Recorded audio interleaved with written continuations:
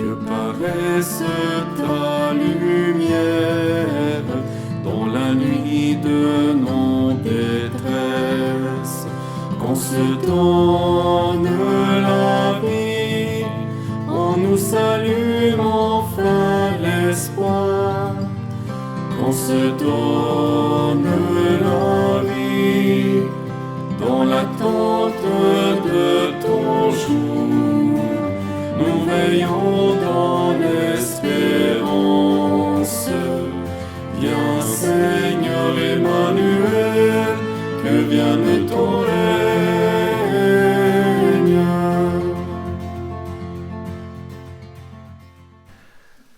Au nom du Père et du Fils et du Saint-Esprit. Amen. La grâce de Jésus notre Sauveur, l'amour de Dieu notre Père et la communion de l'Esprit Saint soient toujours avec vous. Et avec votre esprit. Frères et sœurs, nous sommes ensemble pour ce deuxième dimanche du temps de l'Avent. Bienvenue à vous tous à cette célébration de l'Eucharistie. Bienvenue aussi à tous ceux et celles qui, de chez eux ou dans les résidences et de partout à travers le monde, qui sont en communion de prière avec nous. Nous sommes ici pour célébrer le Seigneur, écouter sa parole, nous nourrir du pain, du corps et du sang du Christ. Cette célébration du deuxième dimanche de l'Avent, nous la célébrons en action de grâce avec Monseigneur Yvan Mathieu, l'évêque auxiliaire de l'archidiocèse d'Ottawa-Cornwall, et aussi en action de grâce avec aussi tous les autres personnes qui bien célèbrent un événement heureux dans leur vie au cours de cette semaine.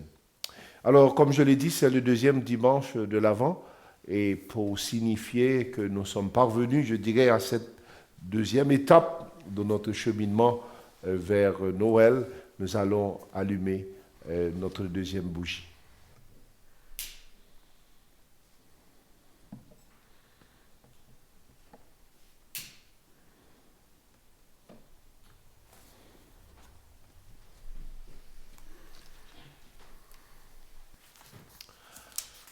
L'Avent, c'est un temps d'attente, mais aussi un temps de préparation.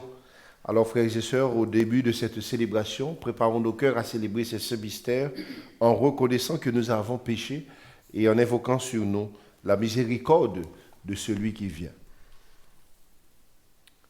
Nous avons confiance en toi, car tu nous apportes le salut et la paix. Seigneur, prends pitié de nous. Seigneur, prends pitié de nous. La justice est la ceinture de tes hanches, et ta fidélité est plus solide que le roc. Ô Christ, prends pitié de nous. Ô Christ, prends pitié de nous. Tu délivres le pauvre qui appelle, et le malheureux sans recours.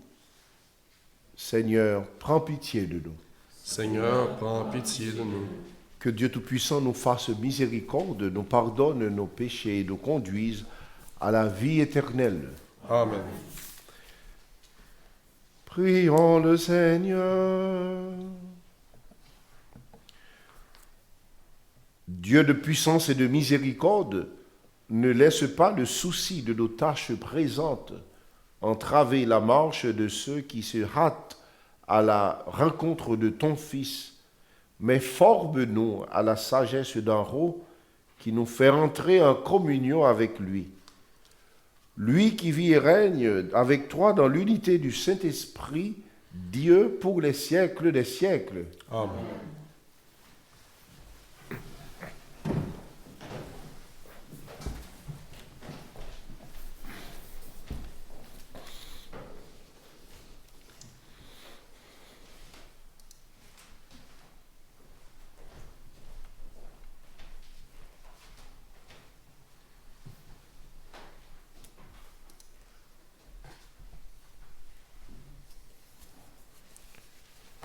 Première lecture du livre du prophète Isaïe.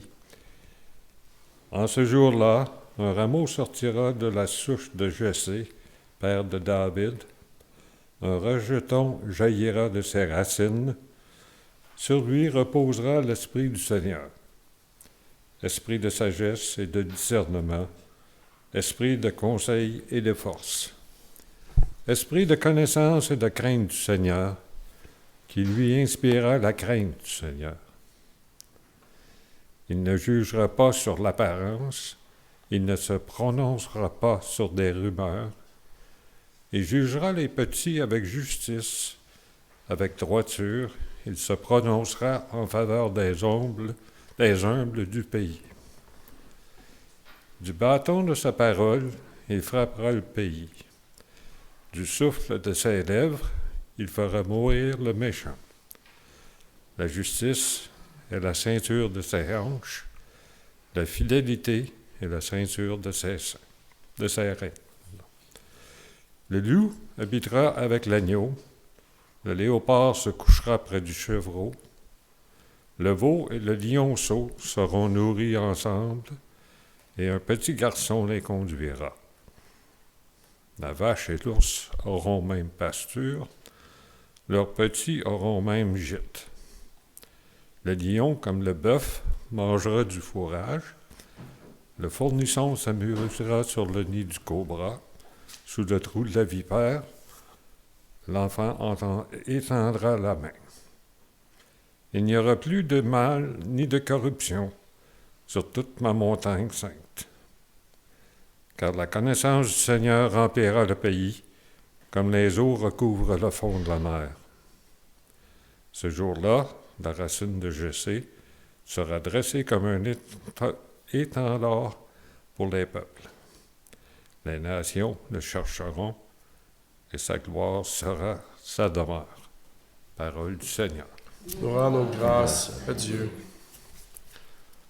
Le psaume. En ces jours-là fleurira la justice, grande paix jusqu'à la fin des temps.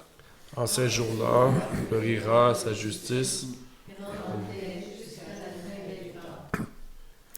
Dieu donne au roi tes pouvoirs, à ce fils de roi ta justice. Qu'il gouverne ton peuple avec justice, qu'il fasse droit aux malheureux. En ces jours-là, fleurira la justice, grande paix jusqu'à la fin des temps. En ces jours-là fleurira la justice, grande paix jusqu'à la fin des lunes.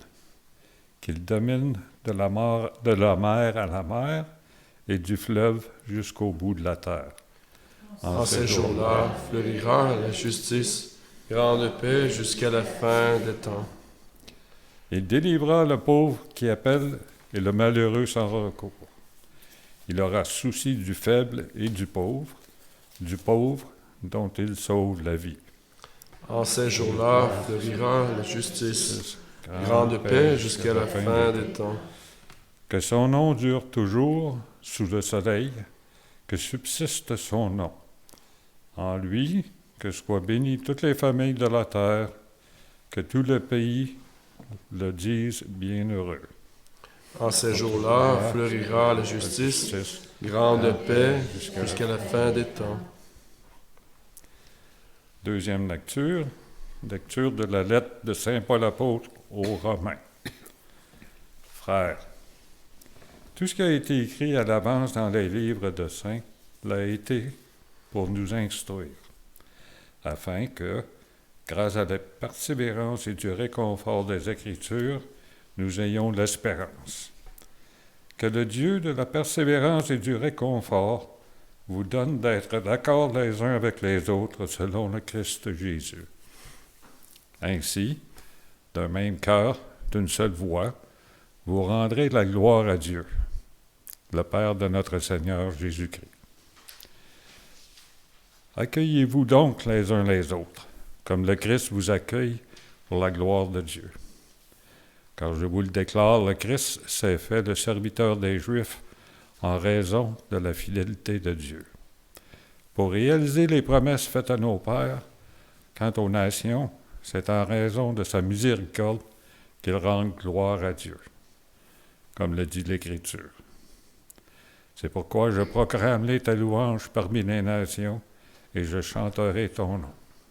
Parole du Seigneur. Nous rendons grâce à Dieu.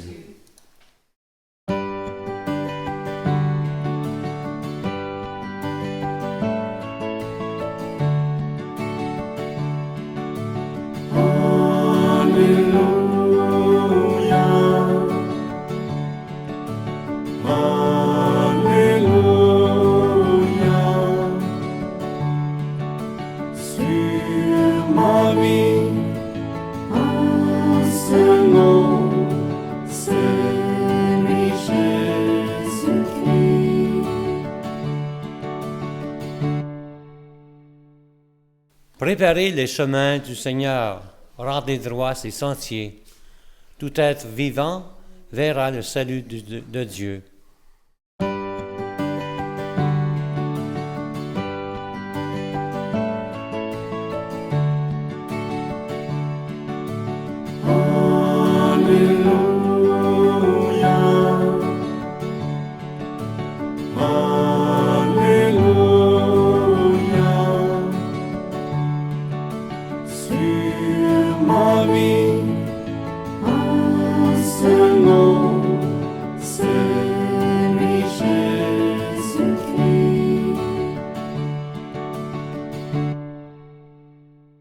Bonne nouvelle de Jésus-Christ selon saint Matthieu.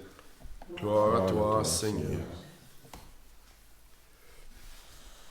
En ces jours-là, paraît Jean le Baptiste, qui proclame dans le désert de Judée, « Convertissez-vous, car le royaume des cieux est tout proche. » Jean est celui qui désignait la parole, prononcée par les prophètes Isaïe. Voix de celui qui crie dans le désert, « Préparez le chemin du Seigneur. » Lui, Jean, portait un vêtement de poil de chameau et une ceinture de cuir autour des reins. Il avait pour nourriture des sauterelles et du miel sauvage. Alors Jérusalem, toute la Judée et toute la région du Jourdain se rendaient auprès de lui. Et il était baptisé par lui dans le Jourdain, en reconnaissant leurs péchés. Voyant beaucoup de pharisiens et de sadducéens se présenter à son baptême, il leur dit, « Engeance de vipères, qui vous a appris à fuir la colère qui vient? Produisez donc un fruit digne de la conversion. N'allez pas dire en vous-même, nous avons Abraham pour père, car je vous le dis, des pierres que voici, Dieu peut faire surgir des enfants à Abraham. Déjà, la cognée se trouve à la racine des arbres. Tout arbre qui ne produit pas de bons fruits va être coupé et jeté au feu. Moi, je vous baptise dans l'eau, en vue de la conversion. Mais celui qui vient derrière moi est plus fort que moi, et je ne suis pas digne de lui retirer ses sandales. Lui vous baptisera dans l'Esprit Saint et le feu. Il tient dans sa main la pelle à vanner. Il va nettoyer son aire à battre le blé. Il amassera son grain dans le grenier. Quant à la paille, il la brûlera au feu qui ne s'éteint pas. Acclamons la parole de Dieu.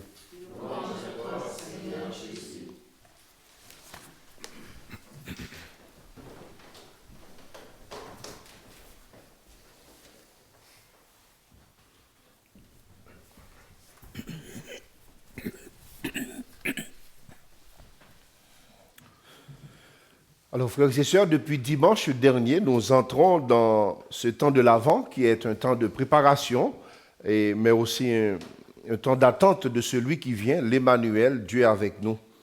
Avec le temps de l'Avent, on pourrait dire que l'Église nous fait rentrer dans cette espérance du retour du Seigneur.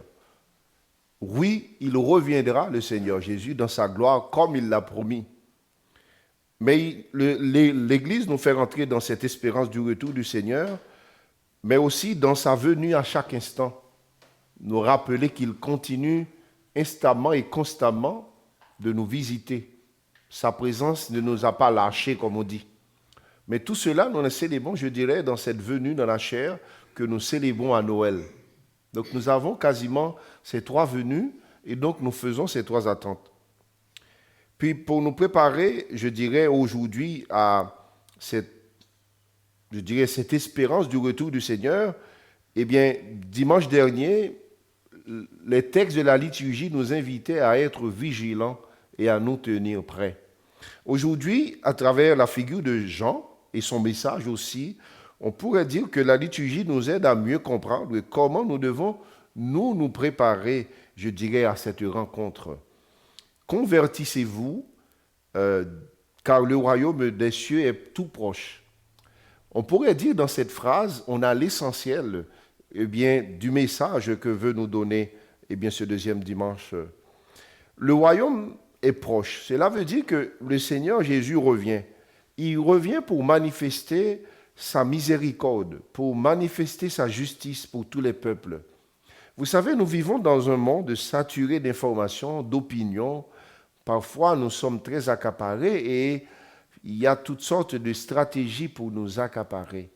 Et quand nous sommes accaparés, ça arrive aussi que nous sommes tellement, je dirais, pris dans les quotidiens que nous oublions l'essentiel, que nous oublions le retour du Seigneur. Alors, le temps de l'Avent nous rappelle cela, que le Seigneur, il revient. De même aussi, en nous disant que le royaume des cieux est proche, cela aussi nous traduit cette proximité de Dieu qui vient à nous. D'ailleurs, c'est ce que nous célébrons à Noël. Et le mystère de l'incarnation, comme Saint Jean nous le dit merveilleusement, le Verbe a planté sa tente parmi nous. Il s'est fait proche, il n'est plus loin. Dieu n'est pas un lointain, je dirais un créateur qui, après sa création, a abandonné sa création et s'est tenu très loin. Il s'est fait proche.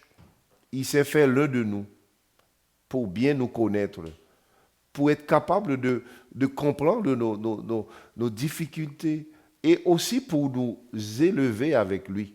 C'est ça le mystère de Noël, le mystère de l'incarnation. Dans la première lecture, je dirais, Isaïe nous décrit l'attente du Messie qui viendra, puisque nous le savons, le royaume, finalement, c'est le Seigneur lui-même, c'est Jésus lui-même. Donc l'attente de ce Messie qui viendra, Isaïe nous dit qu'il établira un règne de justice et de paix.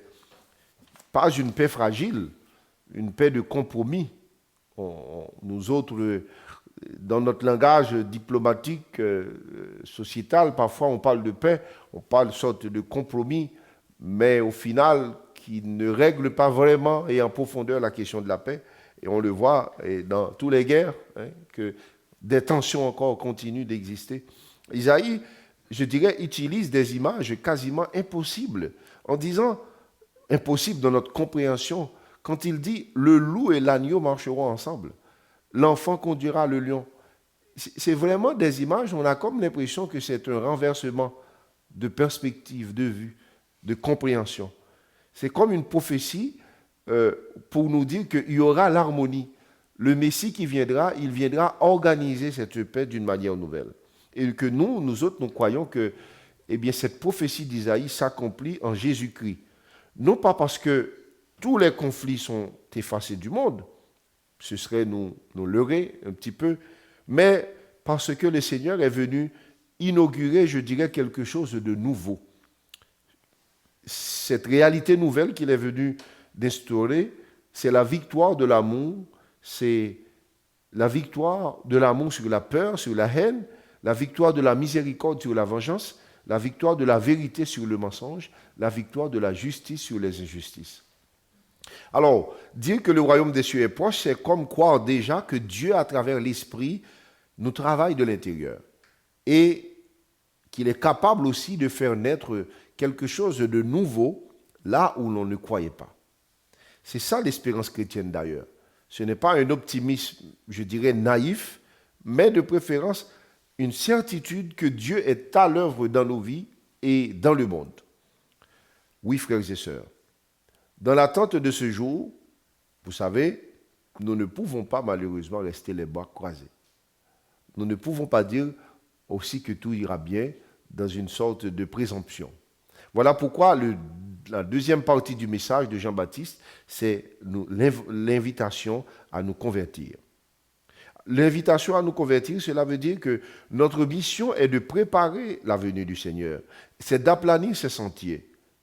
Préparer le chemin du Seigneur, c'est enlever, je dirais, ce qui empêche Dieu de passer.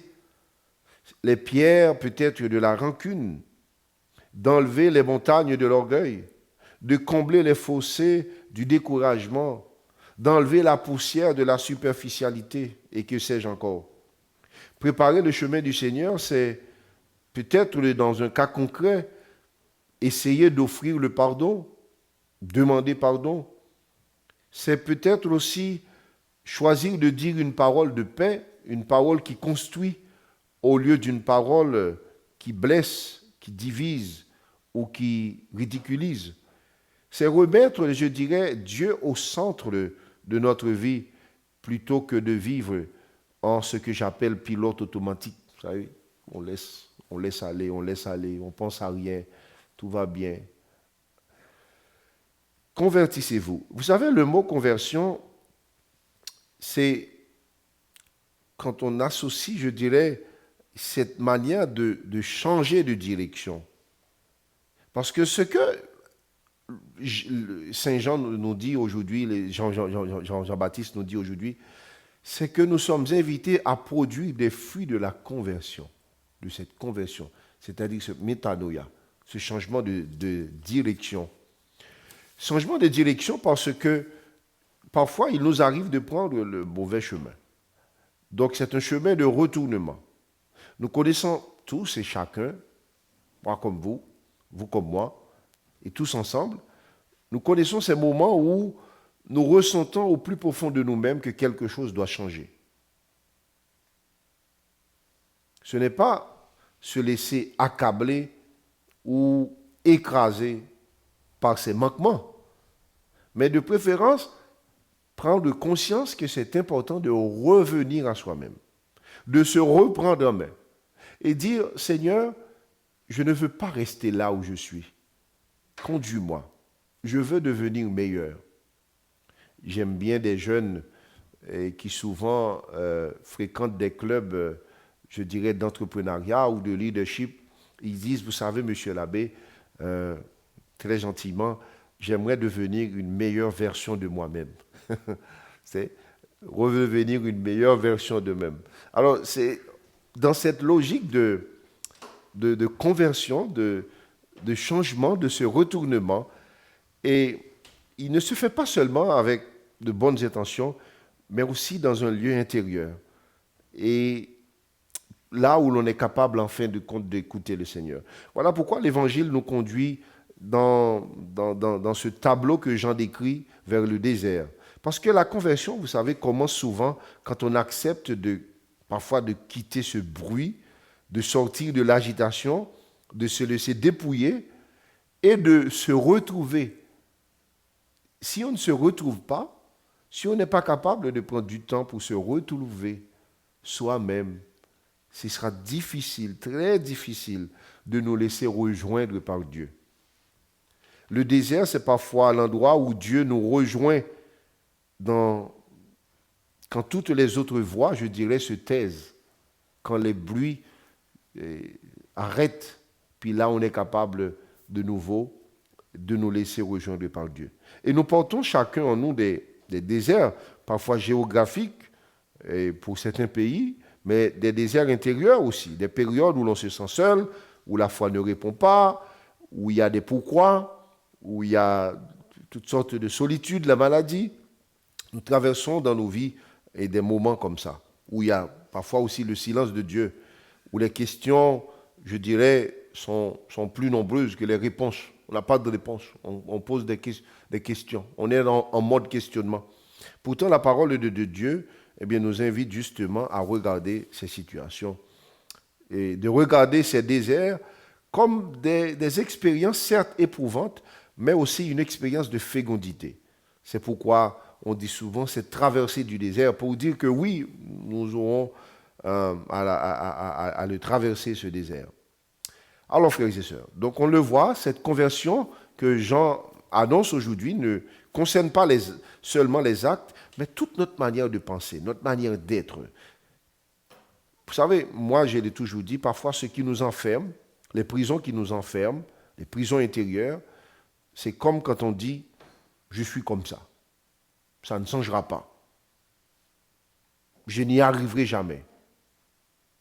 Je n'ai pas le droit de tomber. Ou encore, personne ne me comprend. Tout est perdu. On vit dans une sorte de défaitisme. Alors, dans cet appel à la conversion que Saint Jean-Baptiste nous fait aujourd'hui, eh bien, c'est comme une manière de voir la vie, une manière différente de ne pas nous laisser écraser par ces échecs. Se convertir, c'est reconnaître qu'on peut se tromper de route, mais aussi qu'on est capable de reprendre une bonne direction, qu'on est capable de reprendre le bon chemin. Il est bon, frères et sœurs, de se réveiller. Comme dit saint Augustin, se tromper est humain, mais persister dans son erreur, c'est diabolique. C'est ça. Donc, en ce deuxième dimanche de l'Avent, une chose, de nous rappeler, le Seigneur est proche, Dieu vient, il reviendra, et il nous cherche. Alors, ouvrons-lui un chemin, essayons de lui ouvrir un chemin, essayons de faire un pas de conversion comme on a allumé notre deuxième bougie de l'Avent. Essayez aussi de faire ce petit désert intérieur, c'est-à-dire un petit temps de silence pour être capable d'être avec soi-même et en cela nous laisser retrouver par Dieu, faire un geste concret de pardon et de vérité. Et demandons surtout à l'Esprit Saint de faire du neuf en nous, là où nous-mêmes, nous croyons que tout était bloqué. Viens Seigneur Jésus, viens sauver le monde. Amen. Amen.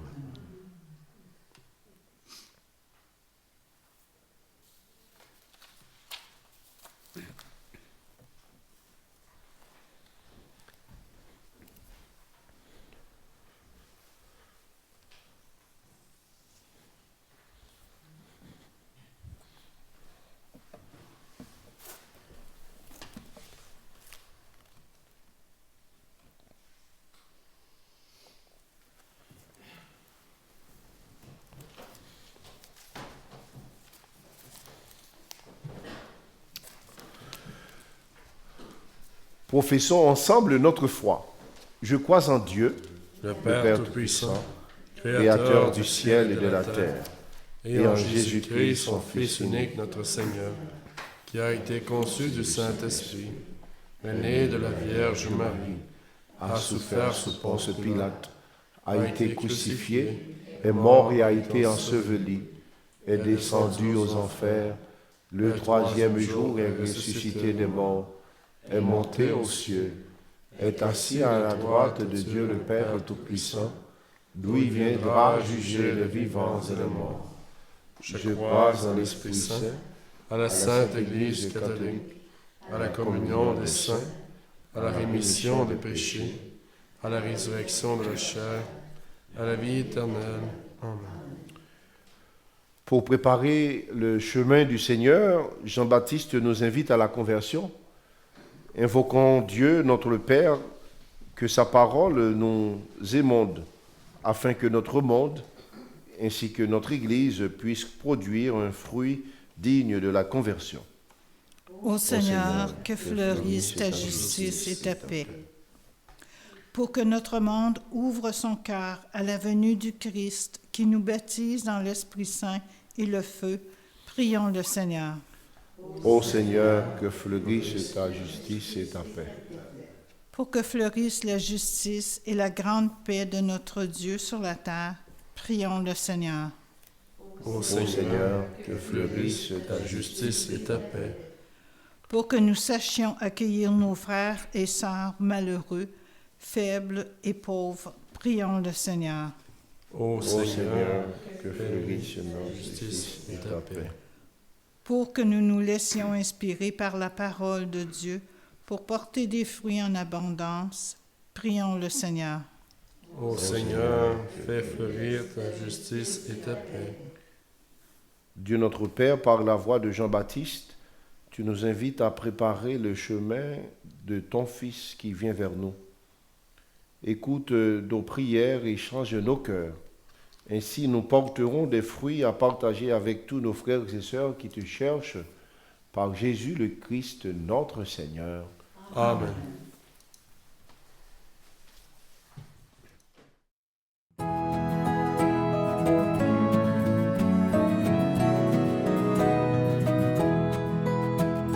Viens dans notre monde, viens Seigneur, viens, montre-nous ton visage,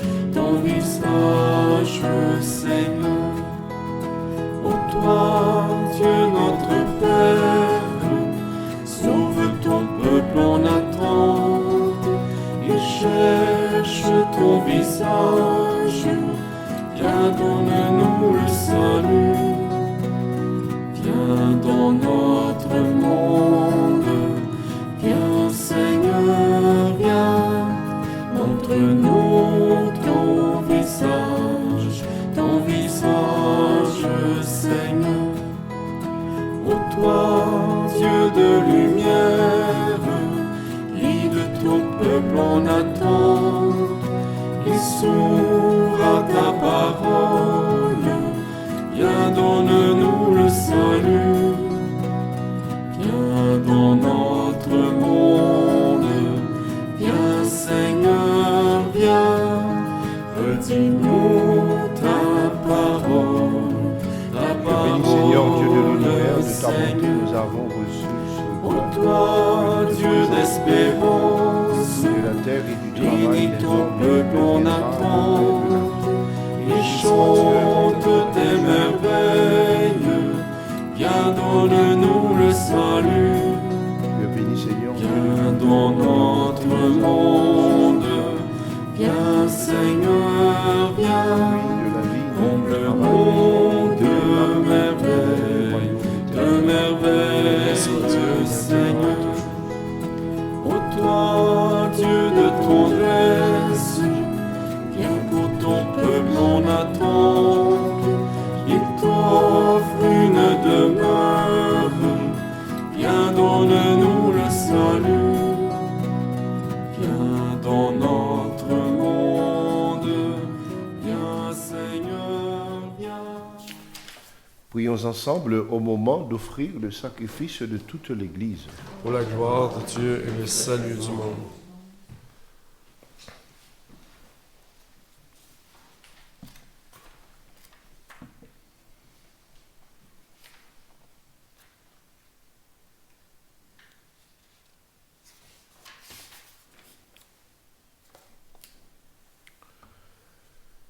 Laisse-toi fléchir, Seigneur, par nos offrandes et nos prières humbles.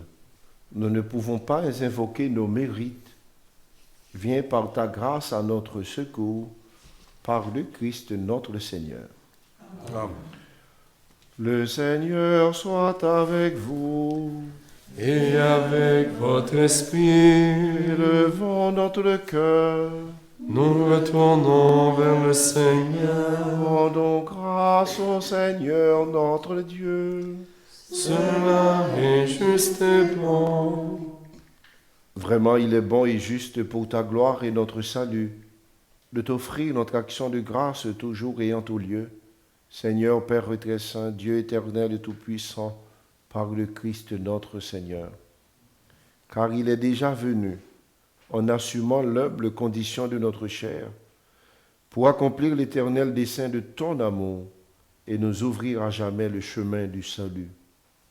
Il viendra de nouveau, revêtu de sa gloire, afin que nous possédions dans la pleine lumière les biens que tu nous as promis et que nous attendons en veillant dans la foi. C'est pourquoi, avec les anges et les archanges, avec les puissances d'en haut et tous les esprits bienheureux, nous chantons l'hymne de ta gloire et sans fin nous proclamons.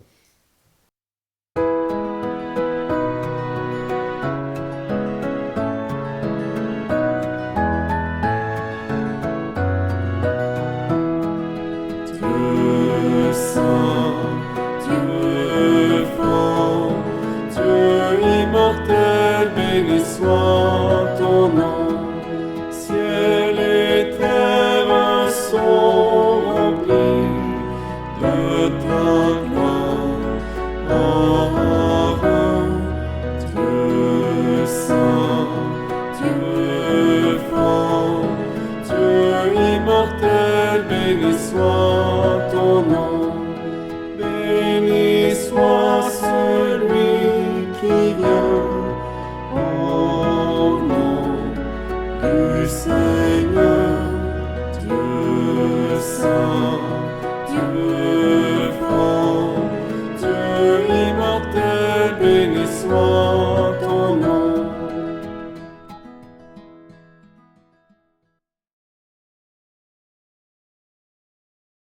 Toi qui es vraiment saint, toi qui es la source de toute sainteté, Dieu notre Père, nous voici rassemblés devant toi et dans la communion de toute l'Église, nous célébrons le jour où le Christ est ressuscité d'entre les morts. Par lui que tu as élevé à ta droite, nous te prions. Sanctifie ces offrandes en répandant sur elles ton esprit, qu'elles deviennent pour nous le corps et le sang de Jésus, le Christ notre Seigneur.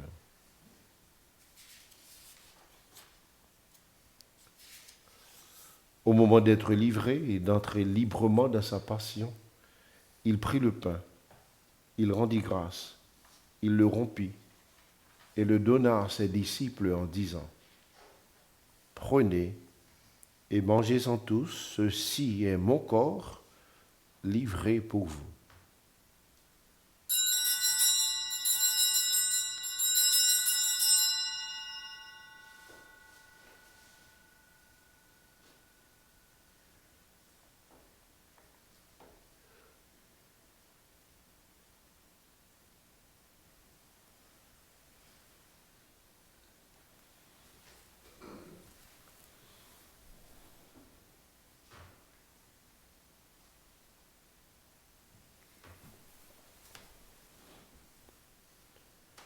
De même, après le repas, il prit la coupe. De nouveau, il rendit grâce. Il la donna à ses disciples en disant : « Prenez et buvez-en tous, car ceci est la coupe de mon sang, le sang de l'alliance nouvelle et éternelle, qui sera versé pour vous et pour la multitude en rémission des péchés. Vous ferez cela en mémoire de moi. »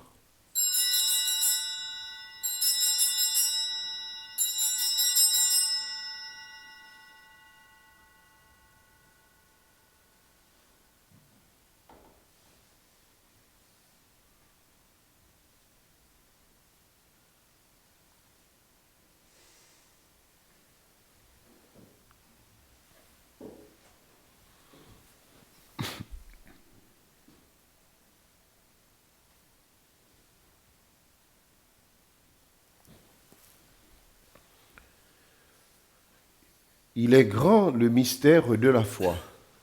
Nous proclamons ta mort, Seigneur Jésus. Nous célébrons ta résurrection. Nous attendons ta venue dans la gloire. En faisant ainsi mémoire de la mort et de la résurrection de ton Fils, nous t'offrons, Seigneur, en action de grâce, le pain de la vie et la coupe du salut, et nous te rendons grâce car tu nous as estimés dignes de nous tenir devant toi pour te servir. Humblement, nous te demandons qu'en ayant part au corps et au sang du Christ, nous soyons rassemblés par l'Esprit Saint en un seul corps.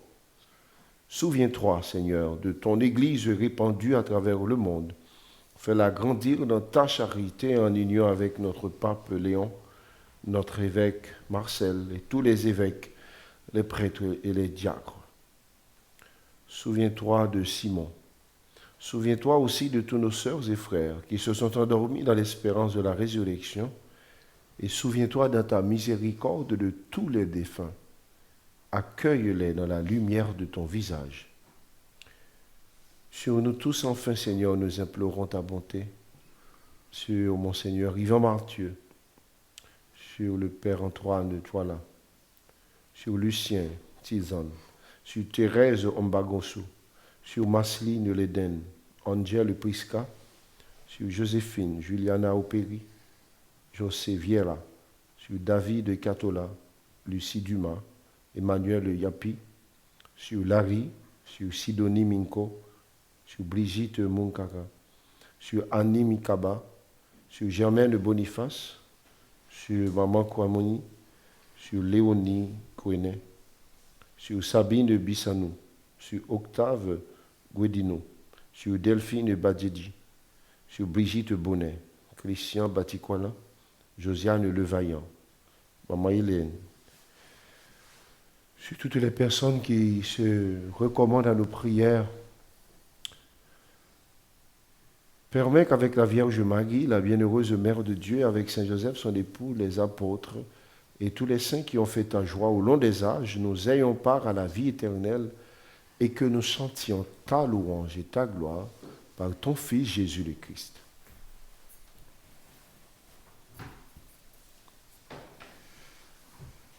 À lui, avec lui et en lui, à toi, Dieu le Père Tout-Puissant, dans l'unité du Saint-Esprit, tout honneur et toute gloire, pour les siècles des siècles.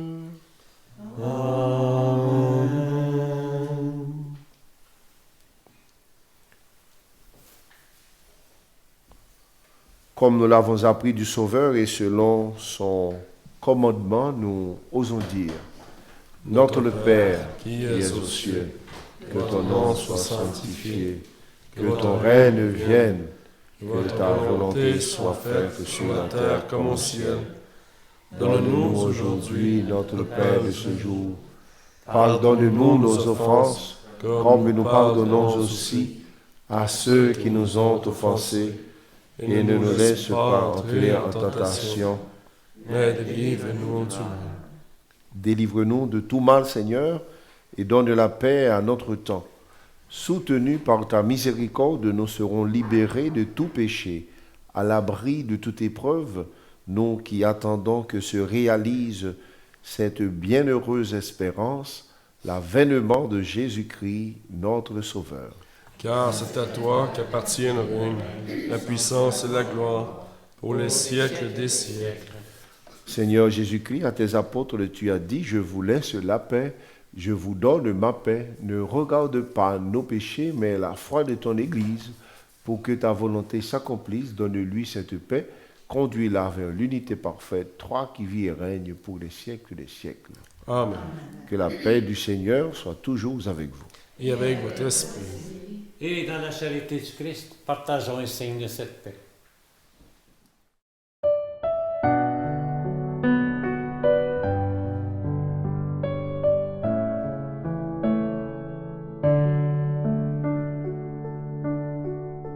Toi l'agneau de Dieu qui enlève le péché du monde, prends pitié de nous, prends pitié de nous. Toi l'agneau de Dieu qui enlève le péché du monde, prends pitié de nous, prends pitié de nous. Toi l'agneau de Dieu qui enlève le péché du monde, donne-nous la paix, donne-nous la paix.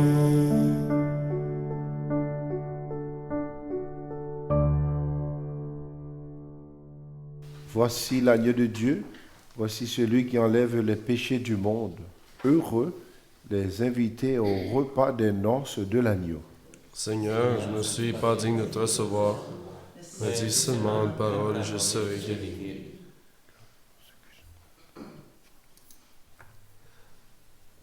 Mon Jésus, je crois que vous êtes ici présent dans le Saint-Sacrement.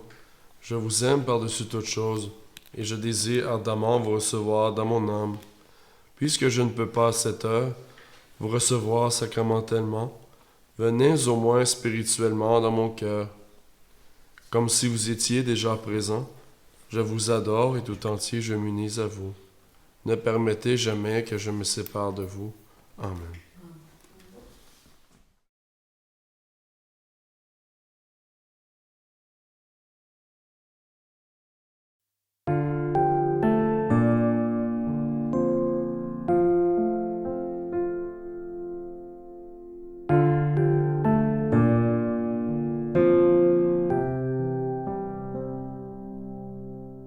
Dans le cœur de mon Père, ma vie avait fleuri au cœur de son mystère. Sa grâce m'envahit.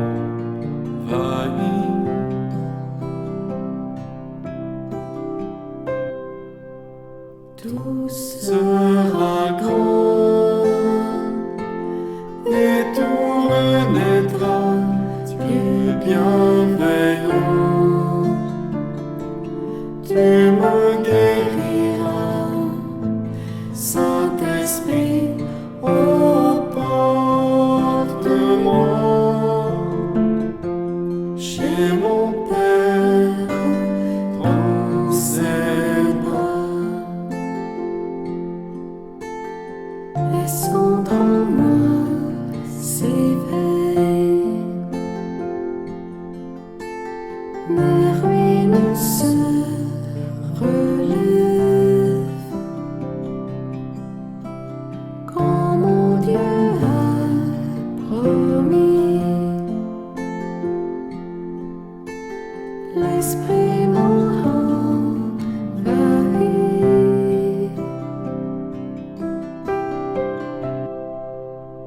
Tout sera grand et tout renaîtra du bienveillant. Tu me guériras, Saint-Esprit, oh porte-moi chez mon Père dans ses bras. Et quand viendra ce jour, quand ma vie prendra fin, j'aurai fondement l'amour. Ton cœur est mon destin.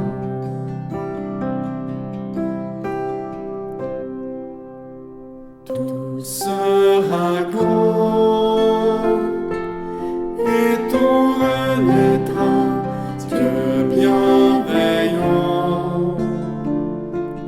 Tu me guériras, Saint-Esprit, oh porte-moi chez mon Père dans ses bras. Chez mon Père dans ses bras. Chez mon Père dans ses bras.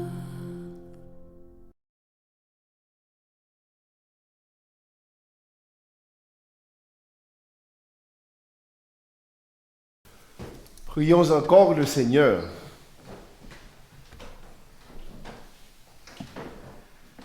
Comblés par cette nourriture spirituelle, nous te supplions, Seigneur, quand nous participons à ce mystère, apprends-nous à évaluer avec sagesse les réalités de ce monde et à nous attacher au bien du ciel par le Christ notre Seigneur. Amen. Alors, très heureux de vous retrouver pour cette célébration. Eh bien, content aussi que ce soit ceux qui sont ici, mais aussi ceux et celles qui nous suivent, eh bien, nous écrivent, nous confient leurs intentions de prière que nous présentons à l'autel du Seigneur avec beaucoup de joie. Et merci aussi pour tous vos commentaires, pour vos réactions. Ensemble, demeurons unis, je dirais, dans cette attente joyeuse du Seigneur, eh bien, en faisant de notre mieux pour préparer notre cœur et préparer le chemin qu'il entreprendra.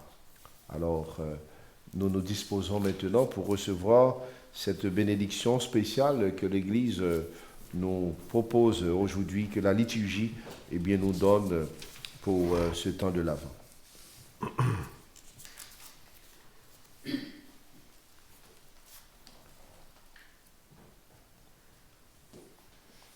Le Seigneur soit avec vous. Et avec votre esprit.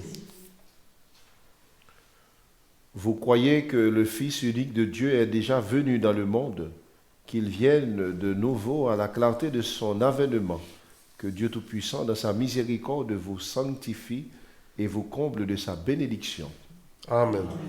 Dans le combat de cette vie, qu'il rende ferme votre foi, joyeuse votre espérance, efficace votre charité. Amen. La venue prochaine de notre Rédempteur sur la chair vous procure déjà une joie spirituelle lors de son avènement dans la gloire, qu'il vous donne la récompense de la vie éternelle. Amen. Et que la bénédiction de Dieu Tout-Puissant, le Père et le Fils et le Saint-Esprit descendent sur vous et y demeurent toujours. Amen. Allez dans la paix du Christ. Nous rendons grâce à Dieu. Bon dimanche et bonne semaine à vous tous.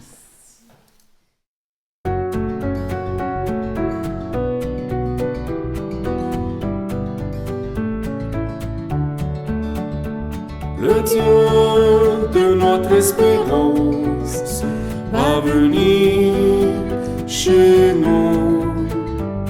Chantons l'amour de Dieu si proche.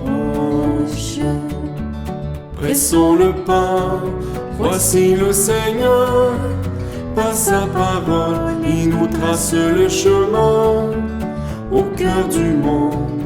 Annonçons l'amour, soyons témoins, disons la route. Le Dieu de notre espérance va venir chez nous. Chantons l'amour de Dieu si proche.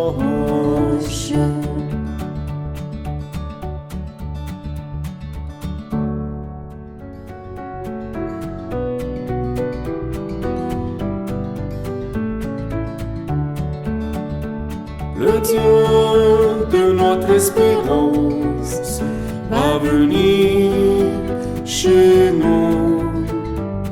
Chantons l'amour de Dieu si proche. Pressons le pas, voici le Seigneur. Par sa parole, il nous trace le chemin au cœur du monde. Annonçons l'amour, soyons témoins, disons la route. Le Dieu de notre espérance va venir chez nous. Chantons l'amour de Dieu si proche.